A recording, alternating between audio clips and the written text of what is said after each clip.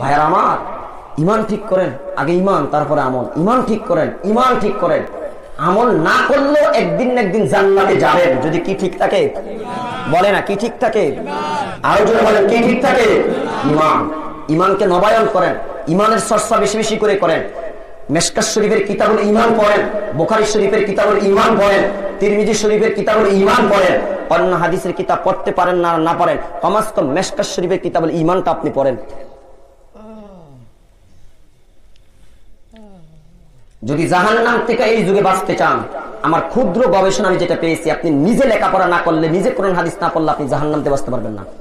কারণ একই স্টেজের মধ্যে এক বক্তা বলে একরকম, আরেক বক্তা বলে আরেক রকম। কথা বলেন না কেন? এক মাহফিলের মধ্যে শ্রোতাদের মনে কষ্ট সৃষ্টি হচ্ছে কি হয় না? হ্যাঁ, এখন যদি আপনি যদি জাহান্নাম থেকে বাঁচতে চান, বক্তার কথা শুনে আমল করে জাহান্নাম থেকে বাঁচার কোনো পথ নাই। আপনি বাঁচতে হলে আপনি নিজেকে নিজে স্টাডি করতে হবে, লেখাপড়া করতে হবে। বাংলা হাদিসের কিতাব বের হয়েছে, তাফসীর কিতাব বের হয়েছে, কোরআনের অনুবাদ বের হচ্ছে, আপনি সেগুলো নিজে কিনে কিনে পড়েন। যেটা বুঝবেন না, ভালো হক্কানি আলেম যাকে ভালো মনে করেন, নিঃস্বার্থে কথা বলে, কোরআন হাদিসের অপব্যাখ্যা করে না, তাদের কাছে যে জেনে নেবেন, তাহলে আপনি জাহান্নাম থেকে বাঁচতে পারবেন। অন্যথা আপনি জাহান্নাম থেকে বাঁচার কোনো সম্ভব নয়।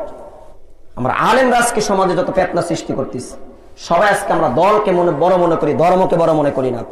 এই জন্য সবাই দলের টানাটানি, ঠিক না? কি কথা বলেন? আমার কত কোরআন সুন্নাহ থেকে কথা বলবো। আল্লাহ রাসূলকে বলেছেন ফাযাক্কির বিল কোরআন, আপনি কোরআন দ্বারা মানুষকে কথা বলেন, কোরআন থেকে নসিহত করেন। কোরআন সুন্নাহতে কথা বলবো। যখন মানুষ কোরআন সুন্নাহর সঠিক জ্ঞান পাবে, তখনই সে বুঝতে পারবে কোন দলটা সত্য, কোন দলটা মিথ্যা, কোনটা ইসলামী দল, কোনটা বাতিল দল, ঠিক না? কি কথা বলেন? আমার দলের টানাটানি করে লাভ নাই, দলের দালালি করে আমার কোনো লাভ নাই, দলের কথা বলা আমার দরকার নাই। যখন মানুষ কোরআন সুন্নাহর ইলম পাবে, কোরআন সুন্নাহ বুঝবে, জানবে, তখন তার সামনে স্পষ্ট ভাবে আয়না যেভাবে সামনে নিলে আয়না বলে দিচ্ছে তোমার চেহারার এখানে কালি, এখানে তীর, এখানে এটা, ওইখানে এটা, ঠিক তেমনি ভাবে যখন একটা মানুষ কোরআন সুন্নাহকে সামনে নিয়ে রিসার্চ করবে, গবেষণা করবে, জানবে, পড়বে, বুঝবে, তখন ওই কোরআন সুন্নাহই তাকে বলে দিবে এই দল সঠিক, ওই দল বাতিল। আমার কারো দলের ব্যাপারে সঠিক বাতিল বলার কোনো দরকার নাই।